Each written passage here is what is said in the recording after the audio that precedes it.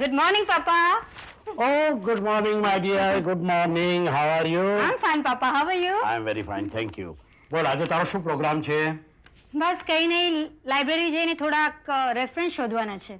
I see. તો પછી આજે આપણે લંચ સાથે લઈશું. ઓકે, પપ્પા. અરે હા, પપ્પા. અમેરિકાથી તમારો ફેક્સ આવ્યો છે. અમેરિકાથી ફેક્સ?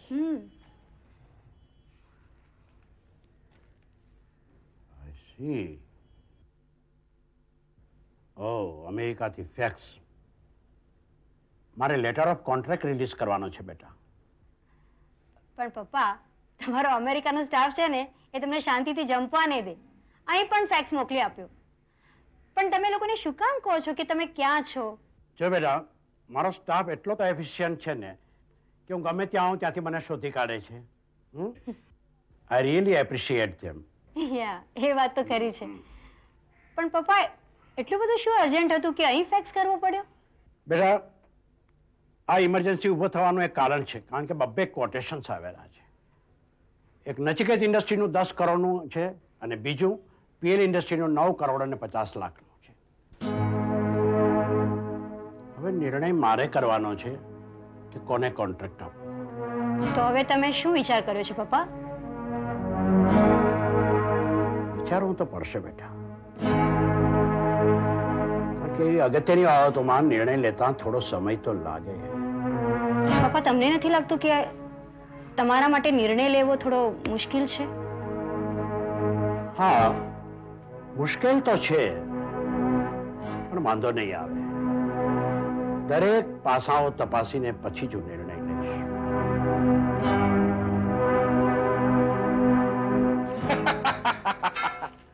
હા મહેતા સાહેબ, ના મહેતા સાહેબ, તમારું કામ થઈ જશે.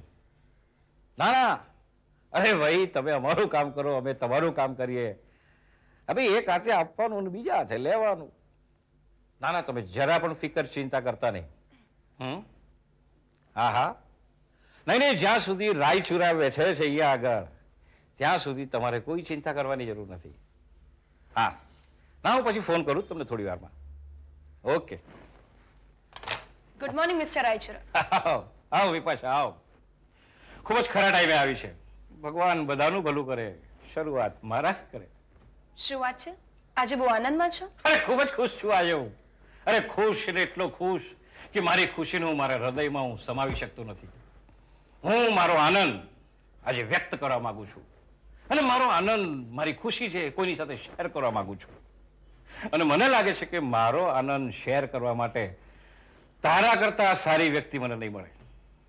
But what's the matter? Matter is that બંને વચ્ચે મારામારી થઈ ગઈ છે. શું નામ પેલી છોકરીનું આપણે? હા, શ્વેતા. અરે શ્વેતાએ લગ્ન માટે એવી શરત મૂકી, લગ્ન તો ઠીક, સગાઈ પણ ન થઈ અને બંને ભાઈઓના હૃદયમાં એવી તિરાડ પડી ગઈ કે જે ક્યારેય નહીં સંધાય. મને તો એટલા ખબર મળ્યા કે ઇન્દ્રનીલે નચિકેતને એક થપ્પડ પણ મારી દીધું. માય ગોડ, પણ તમને બધી વાતે કઈ રીતે ખબર પડી? અરે ખબર પડવામાં શું છે ભાઈ, ઘરનો નોકર હોય ને, બસ એ નોકરને ફોડી નાખ્યો. અને આવા નોકરોને ખૂબ જ સસ્તામાં ફોડવા એ હું બહુ સારી રીતે જાણું છું. You are very smart mister Raichura. Yes. અરે ભાઈ, આવા ધંધામાં સ્માર્ટ તો બનવું જ પડે. આપણી ચામડી જો આપણે બચાવવી હોય તો આપણે સ્માર્ટ બનવું જ પડે. હવે તું જોજે આપણા બધા જ કામ કેવા પાર પડે છે. વેલ, મારે પણ તમને ખુશખબર આપવાના છે. અચ્છા, હા. શું છે?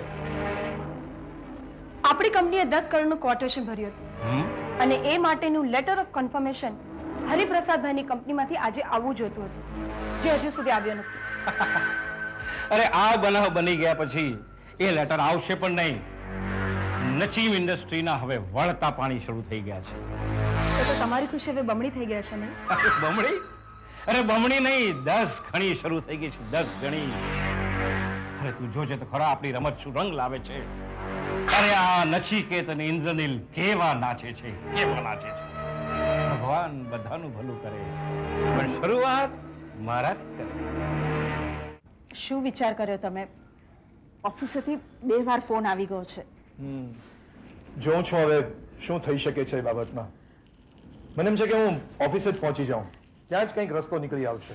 તમે નચિકેતભાઈ સાથે વાત કેમ નથી કરતા? તમે બંને ભાઈઓ મળીને આમાંથી જરૂર કંઈ રસ્તો કાઢી શકશો. નહીં તો ઇન્દ્રનીલ વિના કારણ બહુ મોટું નુકસાન થશે. હા, જો કે નચિકેત પણ અત્યારે ઓફિસે જ પહોંચી ગયો હશે અને એને આ બાબતની ખબર પણ પડી ગઈ હશે. નહીં, જો એમને ખબર પડી હોય તો એમનો અહીંયા ફોન આવ્યા વગર ના રહે. તારી વાત સાચી છે. ચલ, હું ઓફિસે જ પહોંચું. હા, ઠીક છે. હલો ઇન્દ્રનીલભાઈ. પ્રસાદભાઈ, નમસ્તે ભાભી. નમસ્તે. કેમ તમે લોકો અચંબામાં કેમ પડી ગયા? કેમ હું મારા મિત્રને ત્યાં એપોઇન્ટમેન્ટ વગર ના આવી શકું? અરે નો વાય નોટ. તમે ગમે ત્યારે આવી શકો છો હરિપ્રસાદભાઈ, આ તમારું જ ઘર છે. હા, મને લાગે છે કે તમે ઓફિસે જઈ રહ્યા છો. મેં તમને નહીં નહીં હરિપ્રસાદભાઈ, એ તો ઓફિસે તો પછી જવાશે. આવો આવો આવો તો ખરા. હા, પ્લીઝ. Thank you.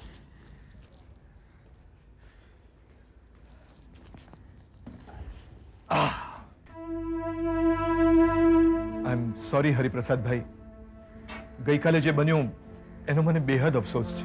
અરે તમે કેવી વાત કરો છો? ગઈકાલે જે કાંઈ પણ થયું તે સારા માટે જ થયું છે. ભાભી, ગઈકાલે તમે જે કાંઈ કર્યું એને તો હું મારા ઉપરનો ઉપકાર ગણું છું. ગઈકાલે જે કાંઈ પણ થયું એને લીધે એક અનિષ્ટ ઘટના થતી અટકી ગઈ છે અને હું તમારો આભારી છું ભાભી. આ તમે શું બોલો છો? મેં તો માત્ર મારી ફરજ બજાવી છે. અરે આ લગ્ન અટકાવીને તમે મારા પર, શ્વેતા પર, નચિકેત પર બહુ મોટો ઉપકાર કર્યો છે. જો આમ જ થાત તો કોઈ સુખી ન થાત. ભવિષ્યમાં બધું બરબાદ જ થાત. ગેરસમજણથી થતા વિવાહ ક્યારેય સફળ થતા નથી. અને ભાભી, તમે જે હિંમત દાખવી એ બદલ હું તમારો આભારી છું. હરિપ્રસાદભાઈ, તમે વિના કારણ બધી ક્રેડિટ મને આપી રહ્યા છો. આ તો શ્વેતાએ સમજદારી બતાવી અને વાત આગળ વધતા અટકાવી. હું તો માત્ર નિમિત્ત જ બની છું. ચાલો ચાલો ચાલો, જે કાંઈ પણ થવાનું હતું એ થઈ ગયું. ભગવાન બધું સારા માટે જ કરે છે અને જે થયું તે સારા માટે થયું છે. પણ જો ઇન્દ્રનીલભાઈ, હું અહીં અમસ્તે નથી આવ્યો. હું તમને એક લેટર આપવા માટે આવ્યો છું. લેટર?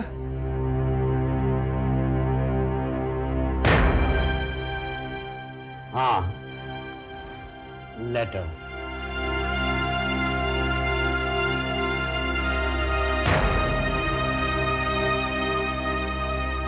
આઈ એમ સોરી હરિપ્રસાદભાઈ, હું તમને સમજી ન શક્યો. ચાલો ભૂલી જાઓ, બધું જ ભૂલી જાઓ. દોસ્તીમાં બધું માફ હોય છે. હવે જલ્દીથી માલ સપ્લાય કરવાનું શરૂ કરી દો. ચાલો, તો હવે હું તમારી રજા લઈશ. કેમ, બસ? હાજી, જી, જવું જ છે. આપ કંઈ લેશો નહીં? થેન્ક્સ, નો ફોર્માલિટીઝ. મેં શ્વેતાને પ્રોમિસ આપ્યું છે કે આપણે સાથે લંચ લઈશું. હરિપ્રસાદભાઈ, શ્વેતા કેમ છે? સારી હોવાનો દેખાવ તો કરે છે, પણ દિલ પરનો આટલો મોટો બોજો એમ સહેલાઈથી થોડો હળવો થઈ શકે છે. ચાલો, હું રજા લઈશ.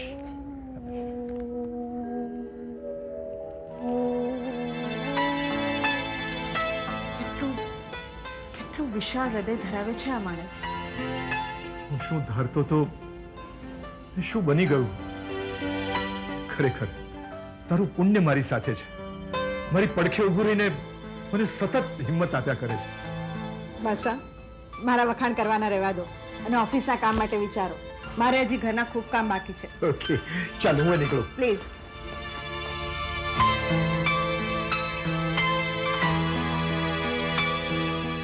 શ્વેતા, શ્વેતા.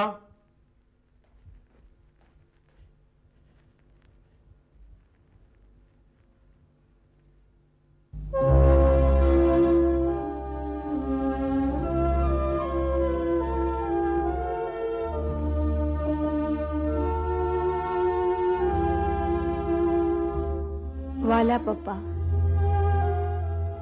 લાગે છે મારા હૃદયમાં રહેલો અંધકાર દૂર થઈ ગયો છે, પણ હજી પણ ક્યાંક અસ્પષ્ટતા રહી ગઈ છે. મનમાં કંઈક છે જે ખૂંચી રહ્યું છે. પપ્પા, હું મારા મનનો ભાર ઉતારવા જઈ રહી છું. બહુ જલ્દી પાછી ફરીશ. તમને જણાવ્યા વગર જઈ રહી છું એ માટે માફી ઈચ્છું છું. શ્વેતા.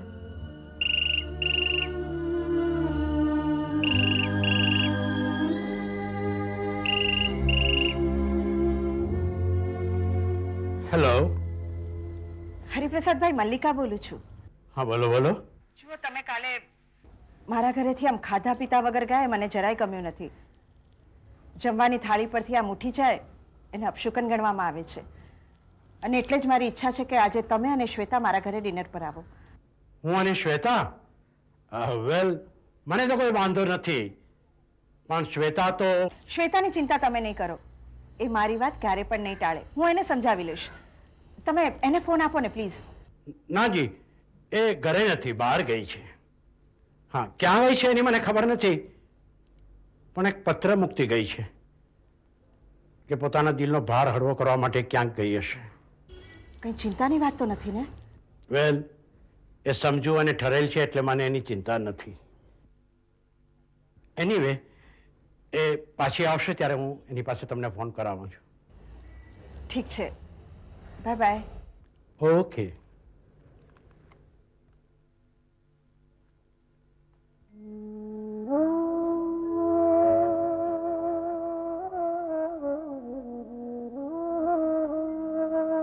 શ્વેતા, તું ક્યાં ગઈ છે એની મને ખબર છે બેટા.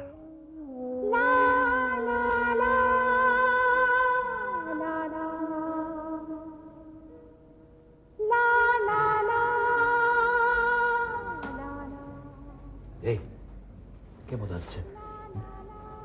ના તો હું ક્યાં ઉદાસ છું. એમ તો શું છે બધું? હા, શું છે? તારે ખબર છે તારી નવી નવલકથા આવી રહી છે એને લઈને લોકોમાં કેટલી બધી ઉત્કંઠા છે. અરે પ્રેસવાળા તારો ઇન્ટરવ્યુ લેવા માંગે છે. હું અત્યારે કોઈ ઇન્ટરવ્યૂ આપવાના મૂડમાં નથી. કામાલી, આવું કેમ ચાલે? કહ્યું ને તને, મારું મન નથી. એમ તો પછી એવું કંઈક કર જેમાં તારું મન લાગે. હવે એવી કોઈ વસ્તુ નથી બચી જેમાં મારું મન લાગે. કેમ? કવિતામાં તો તારું મન લાગે જ છે ને? કવિતા તો એકમાત્ર બહાનું છે. એની દ્વારા મારું મન હલકું થઈ જાય છે. ચાલો, કોઈક તો એવી જગ્યા છે જ્યાં તારું મન હલકું થાય છે. નિરંજન, મન તો એક પાતાળ કૂવા જેવું છે જેનું દર્દ એકવાર તો બહાર આવી જાય છે પણ ફરી પાછું આપોઆપ ભરાઈ જાય છે. કામાલી, તે કોઈ જગ્યાએ કવિતામાં લખ્યું છે મને યાદ છે કે પ્રેમ એ શક્તિ છે અને પ્રેમ એ જીવનની ચેતના પણ છે. એ તો મેં સફળ પ્રેમ માટે લખેલું. તારો પ્રેમ ક્યાં અસફળ છે? હા, તે જ તો લખ્યું હતું કે પ્રેમ એ શું એકબીજાના સહવાસમાં જ છે. જેને તમે પ્રેમ કરો એને તમે ન પામી શકો તો એ તકદીરની વાત છે, એમાં પ્રેમનો શું દોષ છે? અને ખરું પૂછો ને તો ત્યાગમાં જ પ્રેમની સફળતા છે. પ્રેમ કરવો અને સહવાસ પામવો એ બંને અલગ અલગ વસ્તુ છે. નચિકેતનો તને સાથ ન મળ્યો પણ યાદો તો તારી સાથે જ છે. સાથે ન હોવું અને યાદોને સાથે રહેવું એ પણ તો પ્રેમની સફળતા જ છે. તું પોતે જ વિચારી જો ને, તું શું ઈચ્છતી હતી અને તને શું પ્રાપ્ત થયું. જો આટલું તું વિચારી લઈશ ને તો ખરેખર તારું દર્દ આપોઆપ ઓછું થઈ જશે. ના, પ્રોમિસ મી કે તું ઉદાસ નહીં રહે. Bye, see you.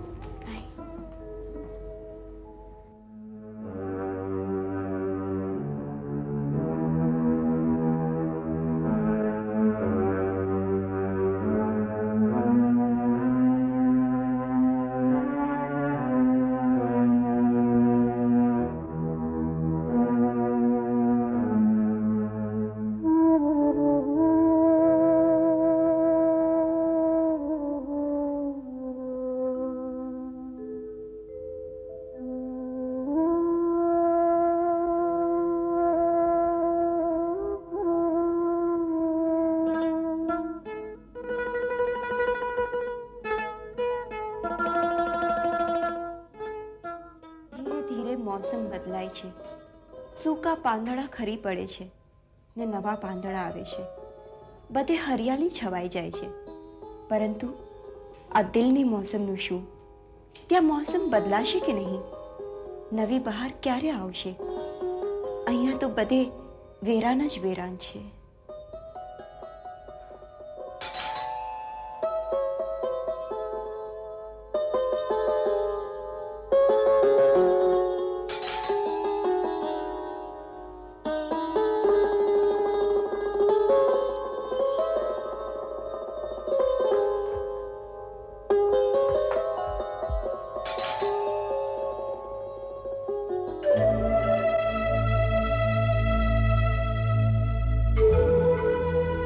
તમે મને ન ઓળખી?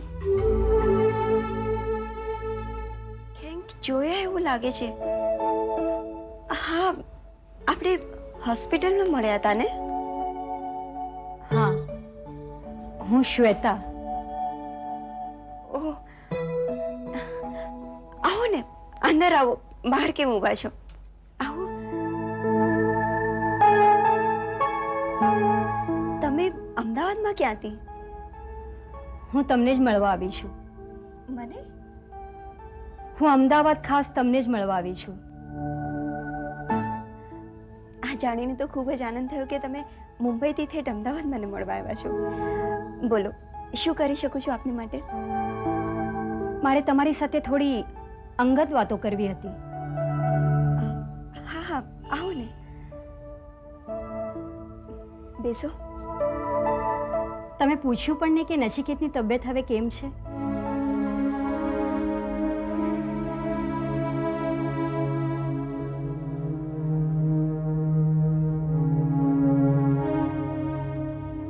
ચાલો હું જ કહી દઉં. નચિકેત હવે સાવ સાજા થઈ ગયા છે અને મજામાં છે. શું લેશો તમે? ચા, કોફી કે કંઈ ઠંડુ? વાત બદલવાની કોશિશ નહીં કરો. હું નચિકેતની વાત કરવા જ અહીંયા આવી છું.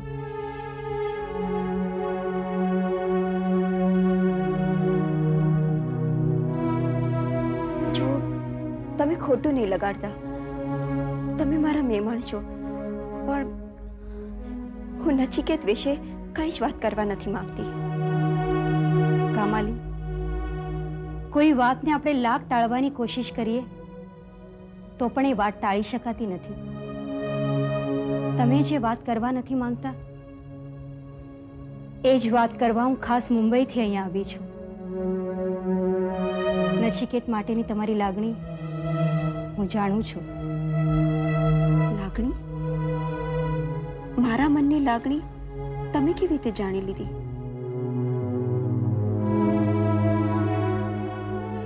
જે સંબંધ મારા દિલમાં પાંગરી રહ્યો હતો એને મેં કોઈ નામ તો આપ્યું જ નહોતું.